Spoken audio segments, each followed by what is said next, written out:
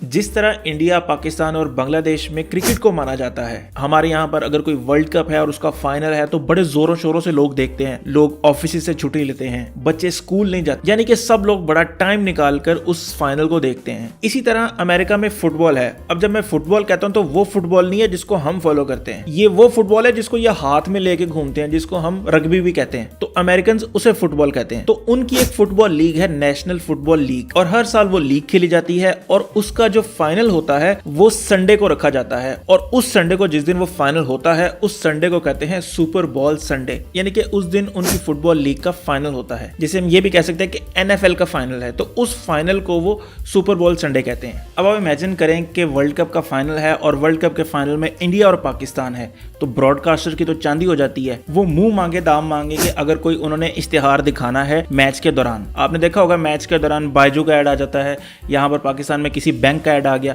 तो उस ऐड के लिए वो बड़ा पैसा मांगते हैं। फिर इसी तरह सुपर बॉल संडे में जब उनका मैच चल रहा होता है और उसके दरमियान ऐड आता है या हाफ टाइम होता है तो उसके दरमियान वो दिखाते हैं ऐड, तो वो ऐड बहुत ज्यादा महंगा होता है। वो 30 सेकंड का ऐड तकरीबन 6-7 मिलियन डॉलर्स का होता है, क्योंकि पीक ऑडियंस उस टाइम बैठी वो मैच देख रही होती है, तो सब लोगों तक वो पैगाम पहुंच रहा होता है, यानी कि वो ऐड पहुंच रहा होता है, तो इसलिए वो बड़ा महंगा होता है। तो इसी टाइम में लोग अपने ट्रेलर्स भी जारी करते हैं ताकि मैक्सिमम लोगों तक वो ट्रेलर पहुंच सके।